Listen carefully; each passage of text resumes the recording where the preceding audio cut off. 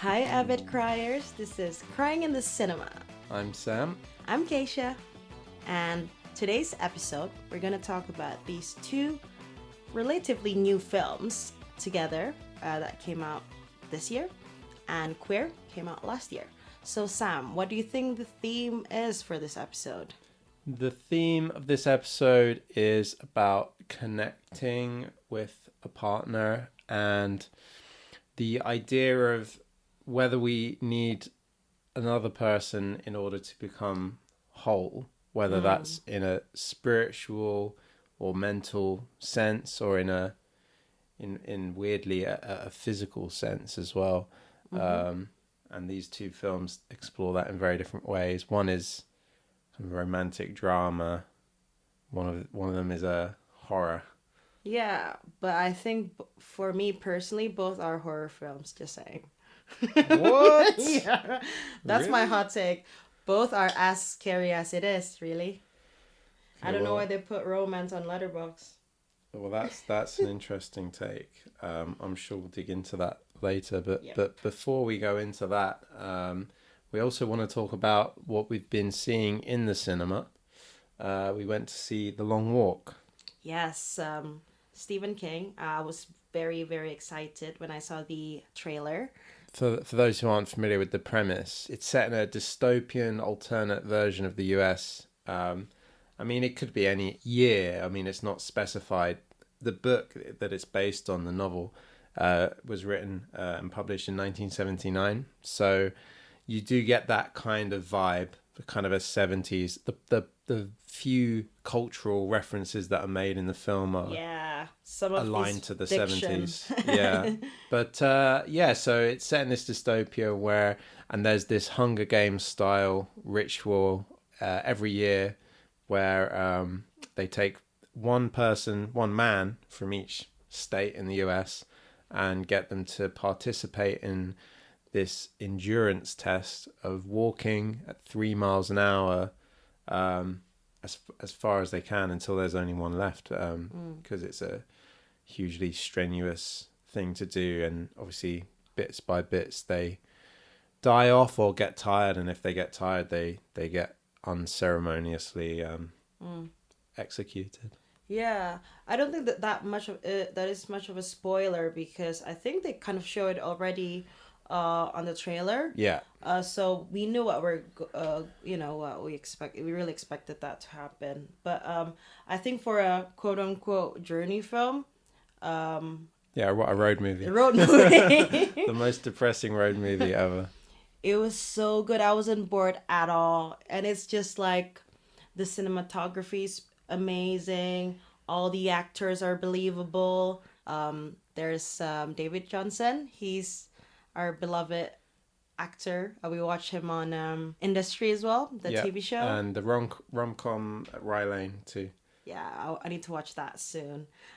He's the rising star. I think he won BAFTA as well. And the film was he's just the most charming person. He plays this very just very good person. Someone who's very jaded and scarred, but then he chose not to be an asshole, which is he's just so moving, the character, and it's just such a for a theme that is so dark. It was such an enjoyable journey for me. I would recommend everyone to watch it. Yeah, me too. I think it's quite thought-provoking as well. It's sort of depressingly believable, the idea of any country being in that situation, but particularly the US, and you have this character in the major who is overseeing everything, played by Mark Hamill. And the kind of language that he uses, that kind of rhetoric reflects the kind of rhetoric that you hear, especially in the US, talking about having big balls and stuff like that, and congratulating them, that kind of really targeting their masculinity and trying to sort of rile them up in that sense, talking about bringing our nation back to being the best. We've got to be the best, and the biggest and the best. I think that's a good word that you mentioned, reflect. For me, the reflection was quite personal, I think. because this is a sort of film that makes you kind of reflect on your own life. So I think that was the impact that I get from the film. Throughout the film, I'm just thinking more about my connection with the loved ones, connection with the country, connection with your friends. It reminds you to your own friends, really, the friendship in the film. So I think it's, in a way, it is a very relatable film to everyone. And just in general as well, the whole idea of endurance, that's something everyone has to do. Everyone has to endure hardships. So there is one particular scene where someone talks about the idea of like carrying on throughout these hardships, and how the long walk was kind of not hard for him because he felt he'd already been doing that his whole life. And speaking of that, what do you rate it on the chronometer? That was high. It was like probably 6 or 7, really. I thought you were more. I thought you were like 8. Yeah, okay. I lied. Because I put myself at a 7, and you cried more than me. Yeah, I cried that scene about Dave Johnson. Yeah, really. The hardship all his life until the end, really. Connected to his the other guy. Ray Garrity. The mom, and just reminds me of my friends. I was like, oh my god, if I'm with my best friend there, I'm like, oh, should I die or I should kill my friend? Anyway, it was sad. I was sobbing, really. Yeah, if anyone's seen The Long Walk and wants to add to our discussion your thoughts on it, did it make you cry? If so, how much? Then let us know. Send us some mail. The email address is contact@cryinginthecinema.com. Nice. So now that we've looked at the film we watched in the cinema recently, we can dig into our main theme this week, the theme of connections and the theme of connecting to a partner and becoming whole with a partner. And so which film would you like to start with, Keshia? Maybe Queer, because it was out last year. Yeah. So the themes, to be exact, from my POV would be a lot about yearning, situationship, and recreational drugs. Those are my 3 themes. There are many other themes, of course, but yeah, this is set in whatever time you want it to be. Really, it was 70s, but it wasn't really. Do you get me? I think it was 1950. Sorry, most of it was in the 50s, but I think there is a time skip. Yeah, but it does feel quite specific. Timeless. It was a timeless film. There's nothing too indicative of the time period, which adds to the kind of dreamlike feel of it. So this film, Queer, directed by our friend Luca Guadagnino. Our friend. So yeah, we've I guess we're fans. We watched all of his films, or the most of them, and it's based on a novella by William S. Burroughs, and I believe I read that the main character, William, played by Daniel Craig, is kind of a sort of a stand-in for the author, sort of semi-autobiographical, some of it. So he is hanging out in Mexico City, hanging around bars all day. I think he's drunk. And then he falls in love with this guy, Eugene, a younger guy. This charismatic twink. Yeah. And he's... this guy Eugene, he seems less interested. Like, it seems less reciprocated from him. They do a hook up, but Eugene seems to be not so romantically interested. He also hangs out with a lot of women as well, which I think makes William insecure. He kind of he shoots his shot with him, invites him on a trip. Yeah. And they go on this trip together. To the jungle to find this mysterious Jaeger leaf. What was it? Jaeger leaf? Jaeger. I don't know, but from the start, I just knew Jägermeister. I just knew from the start it's ayahuasca, guys. Yeah. And so the idea of using this drug is to facilitate telepathy, which he thinks will bring them closer together. Can I read my Letterboxd review, because I never write something serious, but for this film? Yeah, I'll allow it. Okay, thank you. Okay, I'll start. The queer experience really is special. It transcends physicality, time, and consciousness. That's the first part I said, which is connected to they didn't really put like a specific time there set. So my second point, people would do anything to find this true desire to open the portal. In this case was the ayahuasca, but what do you do after that? After you open the Pandora box, basically. My third point was, would you take the chance to see it, although there is a possibility that you will be stuck in that memory forever? And what if the person that you believe is your soulmate won't be there next to your dying body? That's very, insightful, and quite heavy. I think my comments about queer will be just surrounding those three things, I think. So what do you think? So yeah, I mean, from my point of view, it was a very sad film.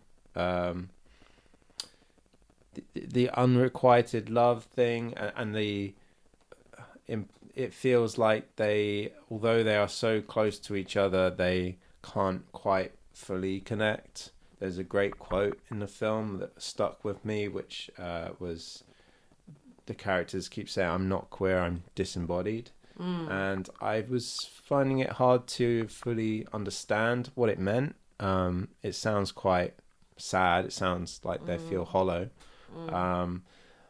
After doing some research, I've read people interpreting it in the way that perhaps because they're so closeted, it's feeling like a feeling of incompleteness, which could tie into the theme of connections, because maybe that's why they were finding it hard to connect, and maybe they were seeking, certainly Williams, seeking that kind of romantic partner to feel whole, because to fix that incompleteness.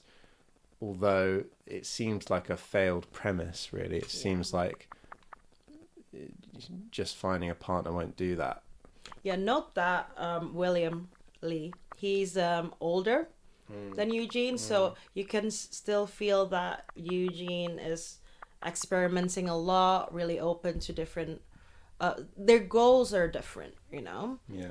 So William's just trying to find the one soulmate, is doing all the effort, right? The trip, he kind of needed to really lure Eugene to the trip, because he's like, at first was kind of hesitant. It's a whole commitment to do the trip. Really, it was a bit pathetic, wasn't it?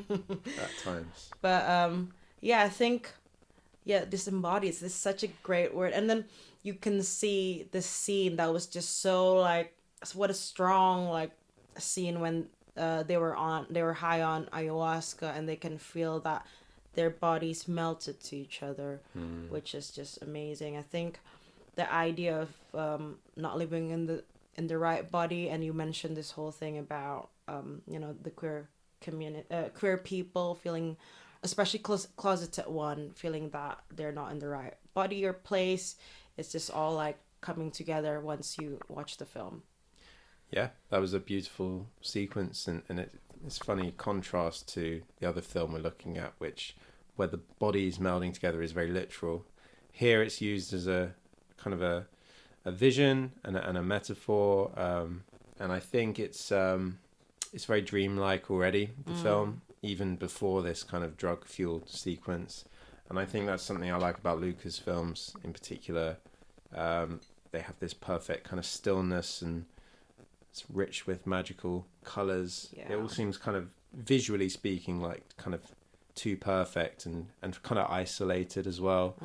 Like a perfect moment captured in time, like a snow globe. And I think that it feels like you mentioned about the memory, and I do think it's like we're exploring the characters' memories in Lucasfilms rather than seeing the true version of the events, and that's something I think that helps us connect with the characters a lot more and put ourselves in their shoes and feel what they're feeling.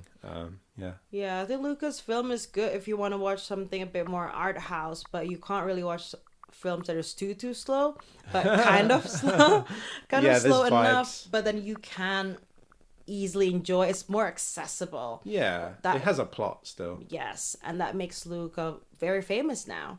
Why Call Me by Your Name is huge, you know. It's a bit slow, but yeah, it's just dreamlike, as you have said as well. And he has a new one coming out after The Hunt. I think that's Luca, right? Yes, exactly. Well, we haven't watched it. I've heard mixed reviews about it. I've heard not really nice reviews, but we can talk. Soon. We'll talk about that after. So final, very important question. Cryometer rating for Queer. What did you put for this one?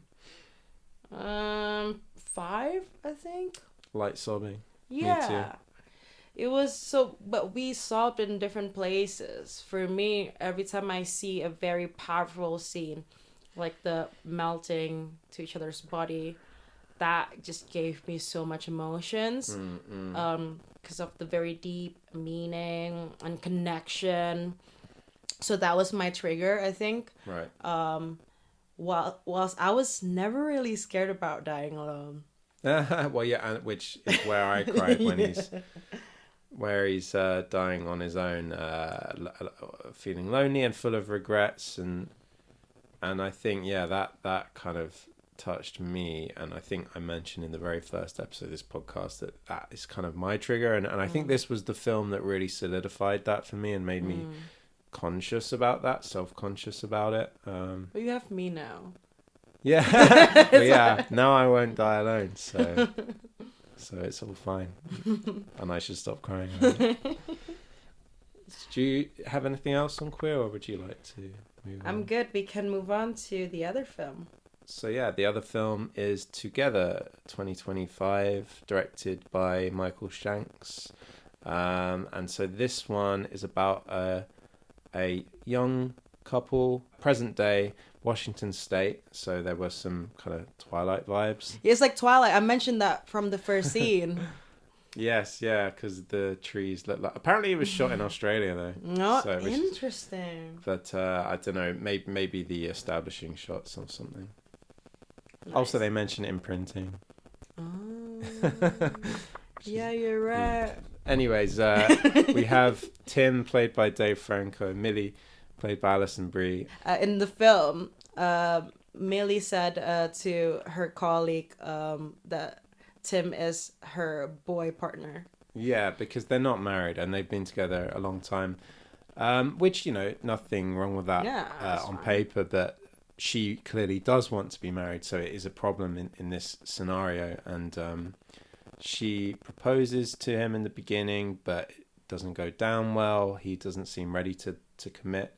Then they go on this hike, this ill-fated hike, where they fall into a mysterious cave and drink from a mysterious pond. Only Tim did, by the way. And then they somehow begin to physically conjoin to each other. Like this sticky thing.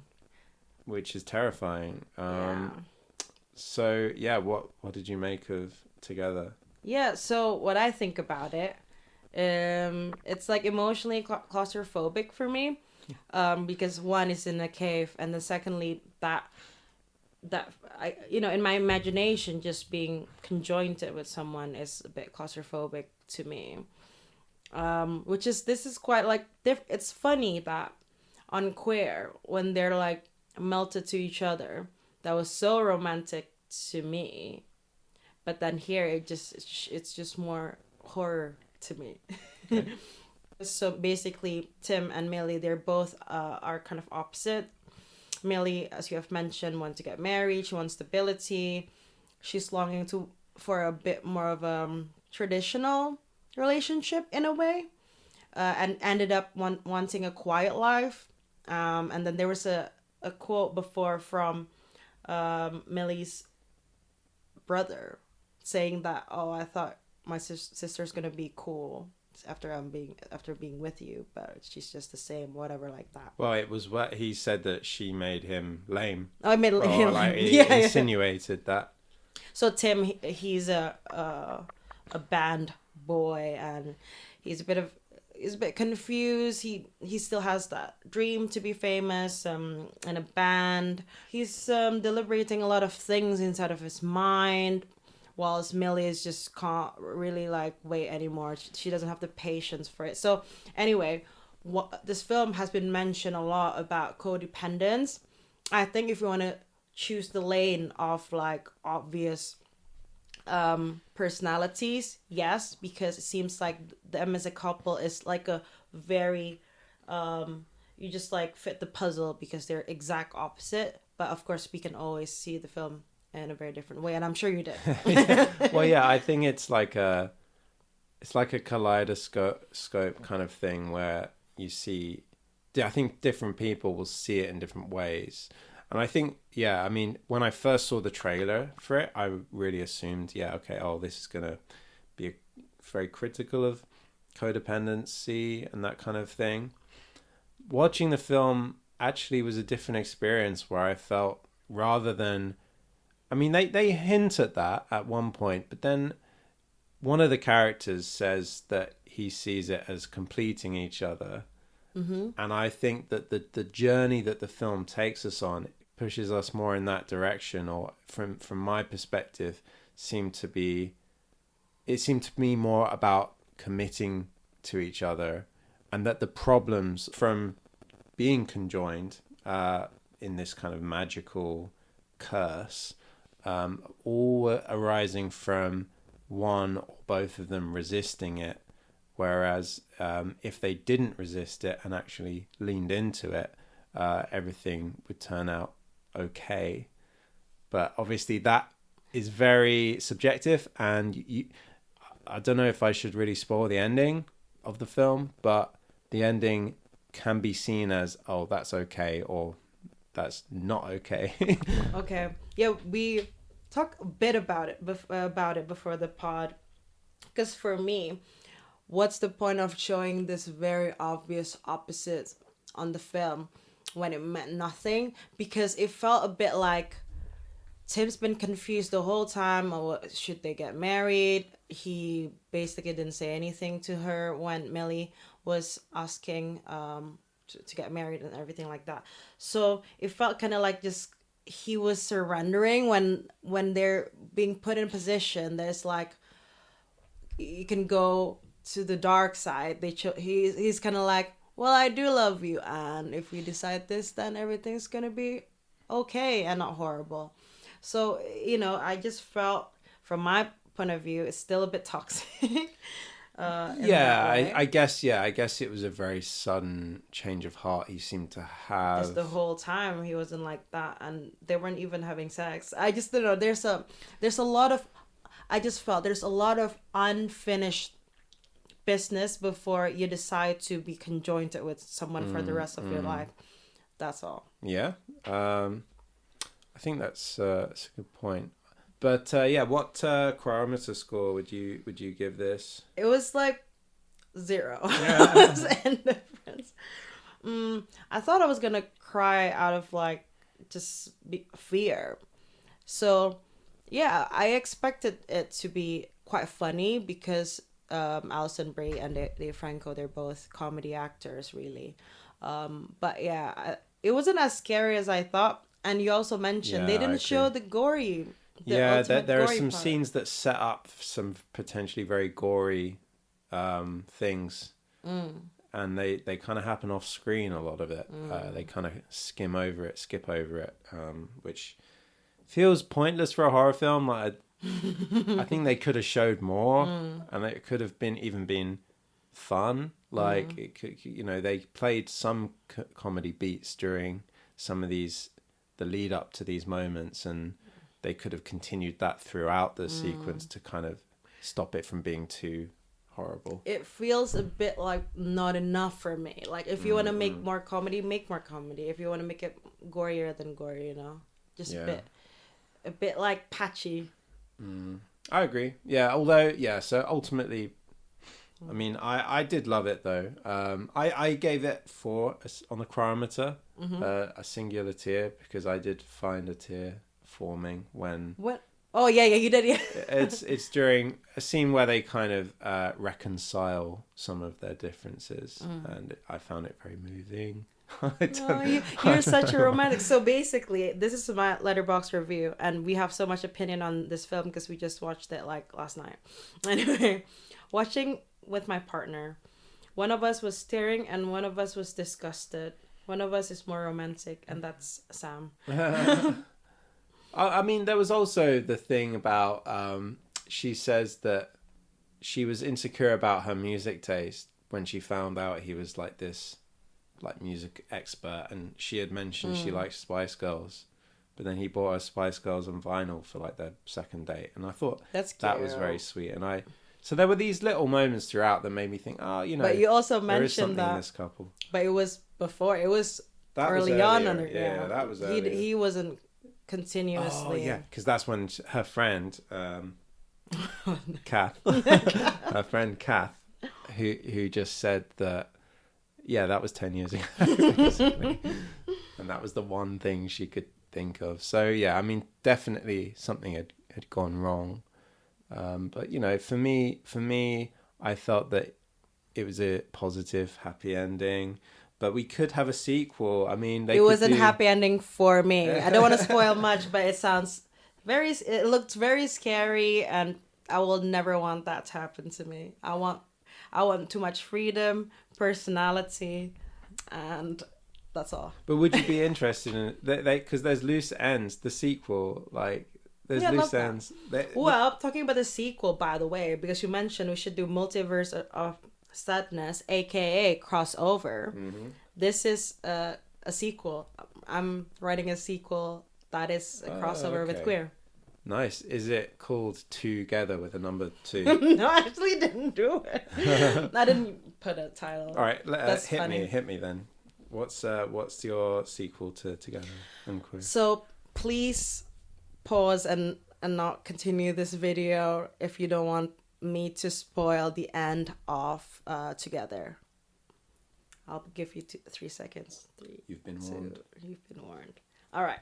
So Millie and Tim becomes Tilly, because in the end their conjoined becomes one person, one human with one human body. So they're this newborn non-binary person. They go to Mexico City for a holiday. A little, Mexico City is, they live in this small town, cold, like wet. They think like, oh, Mexico's nice. So they went to this cafe called Ship Ahoy, like in the film Queer, which they heard is a very queer-friendly cafe as a baby non-binary. And as they were just like walking around, and then they saw in the corner Lee drinking. But he seems like an older queer person. And they thought they might give you some wisdom, like as a new, they're living a new situation at the moment. So they got into chatting until they explained how they're both Millie and Sam originally.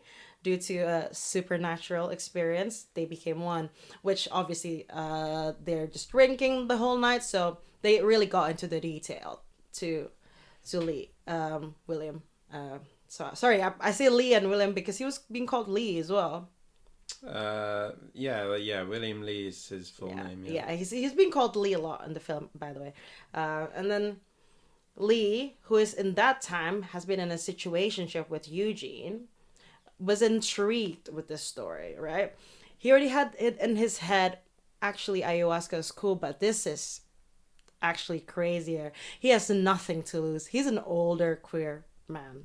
He has nothing to lose, so instead of the trip to ayahuasca, he planned the trip to come back to the US, to this culty small town that Tilly mentioned.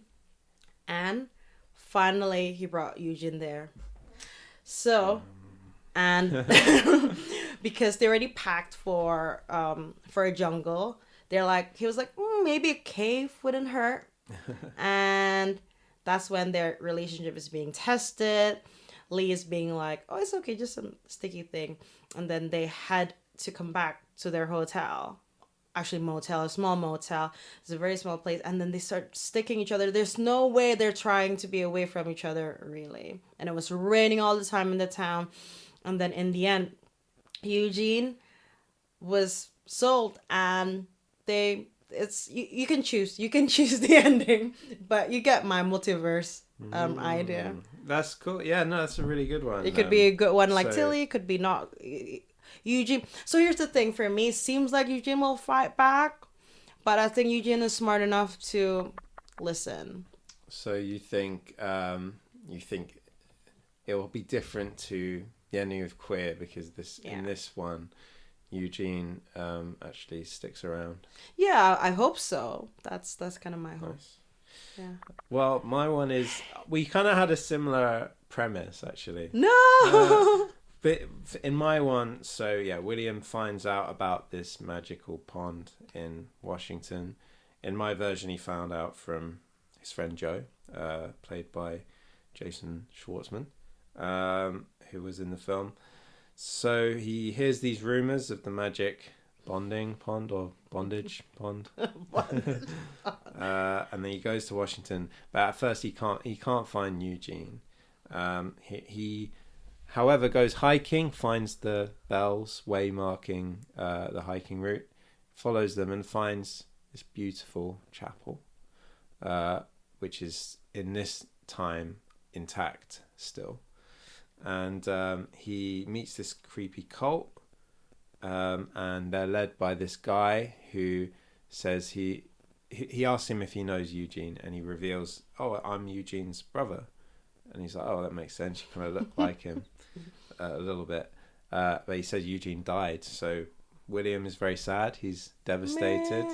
But something is nagging him, so he goes and digs around the chapel, digs around the belongings of Eugene's brother, and he discovers Eugene's belongings, and he realizes that, knowing what the pond does, he realizes that this guy who said he was Eugene's brother is actually the blend of Eugene and his other boyfriend. No! That's horrible. And in a rage of grief, William tells Eugene that he loved him, and then he burns down the chapel and runs away. Nice. Some like Joker sequence. Yeah. That's amazing. That's a good plot twist. Yeah. You're so proud of it. Yeah. Yeah, so. That's, so I think we've definitely learned a lot about ourselves as a couple watching these two movies. We should already know this. The thing about Sam and I, we have very similar interests, which is very handy in a relationship, and I think that is the glue. But we have very different view on things sometimes. That is not too intrinsic or like very important, but like you're definitely a bit more of a romantic, and you like the idea. Sam actually wants to be conjoined with me, to me. I don't know. Yeah, we're gonna find that pond. We're gonna book a trip to Washington real soon. And that's horror for me. Well, so is there anything else you want to add? I think it's good. We're just still very excited to go to BFI, LF. LFF, London Film Festival. I think there are still some tickets going, so if you wanna meet us there, let us know. Yeah, I think we're gonna do a little vlog. It's gonna be really fun. So yeah, please let us know if you have any films that you really like that made you cry in the cinema. And yeah, be connected to our pod. Yeah, follow, subscribe, and follow our Instagram, crying.inthecinema. Perfect. See you in 2 weeks. Bye. Bye.